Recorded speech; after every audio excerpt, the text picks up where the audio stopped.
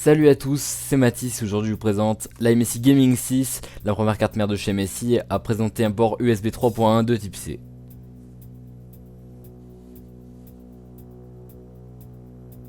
Pour commencer cette vidéo, je vais m'intéresser aux caractéristiques présentées sur la boîte.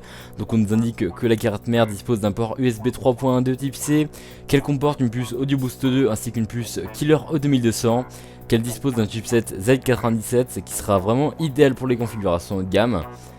Pour ce qui est de l'arrière de l'emballage, on nous détaille les informations contenues au devant de la boîte et on nous indique en plus la présence de la technologie USB Audio Power pour tout ce qui est vos casques en USB et tous vos périphériques en USB, le support du multi-GPU jusqu'à 3 cartes graphiques, la présence de MSI Gaming App pour régler votre overclocking et ainsi qu'une licence XSpeed Gamecaster V2 pour s'essayer au streaming pendant 6 mois. Je vais maintenant m'intéresser au déballage de cette carte, donc qui nous est présentée dans une boîte vraiment très bien réalisée de la part de chez MSI. On est habitué à voir ça sur les cartes mères et les cartes graphiques de la série gaming, on n'est pas déçu, on est habitué, donc on est vraiment en terrain connu au niveau de cet emballage. Donc maintenant pour ce qui est du bundle, alors on est vraiment sur un bundle classique des gammes gaming de chez MSI, donc avec dans un premier temps un petit flyer à mettre de votre porte pour indiquer que vous êtes là ou pas là, ou alors que vous jouez lorsque vous êtes sur votre ordinateur. Donc c'est quelque chose qui est habituel sur les séries gaming de chez MSI. Vous aurez un petit flyer qui vous indiquera dans quel domaine du gaming MSI est présent. Donc si jamais vous voulez vous intéresser un petit peu aux différents domaines dont lequel MSI est impliqué, ce sera idéal. Un CD driver que je vous conseille de ne pas utiliser et de télécharger les drivers directement sur le site d'MSI. Un guide d'utilisateur complet, donc vraiment très exhaustif et très bien réalisé. Donc si jamais vous avez une information à chercher sur la carte mère, c'est ici qui fera vous tourner. Un port SLI, donc pas de pont crossfire car maintenant ils sont intégrés directement dans la carte mère. Deux câbles SATA noirs, donc un écoudé, un embout, l'autre non, donc ce sera idéal pour brancher vos disques durs, tout en gardant un petit peu un minimum de design. Une backplate pour la carte mère noire et rouge, donc elle est noire vraiment, ça rend vraiment très bien, et elle est rembourrée derrière pour ne pas abîmer les différents connecteurs à l'arrière. Vous aurez un adaptateur Molex vers 3 pins pour alimenter la carte son présente sur cette carte mère. Donc si vous voulez utiliser la carte son intégrée à la carte mère, il faudra utiliser cette simplification. Des petits labels à mettre sur vos câbles SATA pour les différencier les uns des autres. Un petit badge MSI Gaming G-Series en aluminium pour mettre sur votre boîtier. Et pour finir, un guide d'utilisation rapide en complément du guide d'utilisation complet. On va maintenant s'intéresser à la carte mère en elle-même qui est vraiment très bien emballée, encore une fois dans un sachet antistatique de bonne qualité. Donc globalement vraiment une carte mère qui reprend le thème gaming de chez MSI, donc avec ce thème rouge et noir fièrement arboré par la marque.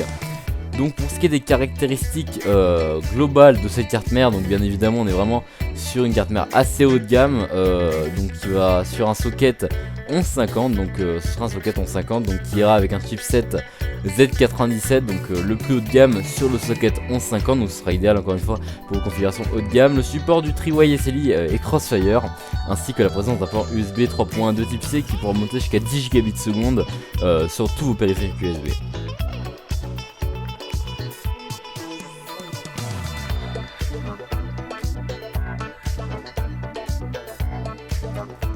On voit vraiment ici que les phases d'alimentation reprennent le time gaming présent sur les différentes cartes mères et cartes graphiques de chez MSI, donc ce sera vraiment très idéal pour avoir un thème unifié sur votre carte mère et vos cartes graphiques, donc ce sera vraiment très esthétique si vous montez une configuration entièrement designée par MSI.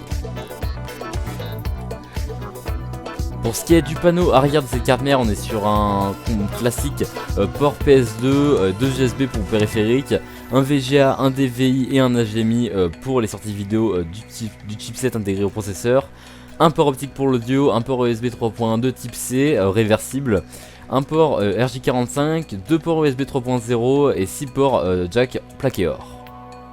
Pour ce qui est de des connectiques internes de la carte mère, on a 2 USB 3.0 ainsi que 2 USB 2 SATA 6 Gbps ainsi que 4 SATA 10 Gbps qui sera parfait pour aller avec vos SSD.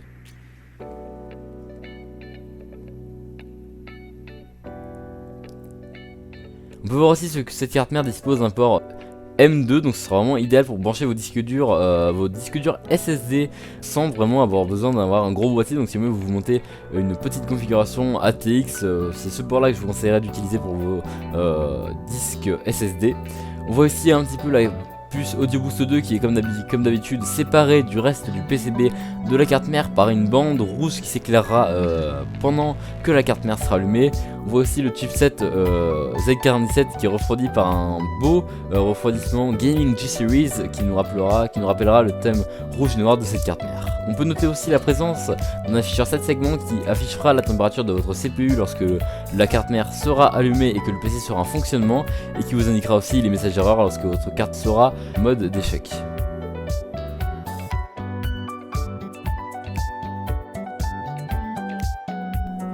Je vais maintenant terminer cette vidéo en abordant les différents points positifs et négatifs de ce produit qu'est la MSI Gaming 6.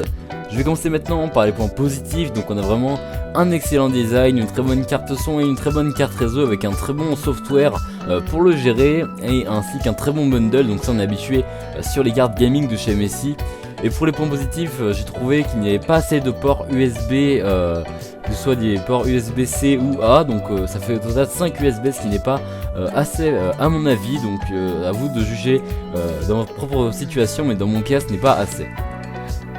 C'est pour ça aussi que je dirais que le prix est un point négatif, car à 200 €, on aurait aimé avoir au moins 2 USB de plus sur cette carte mère. Mais après il faut voir donc, si cela vous dérange à ce point là de n'avoir que 5 USB sur votre carte mère, mais dans mon cas c'est vraiment gênant. Cette vidéo est à présent terminée, j'espère qu'elle vous aura plu. On se retrouvera très bientôt dans une prochaine déballage et présentation. Allez, salut tout le monde!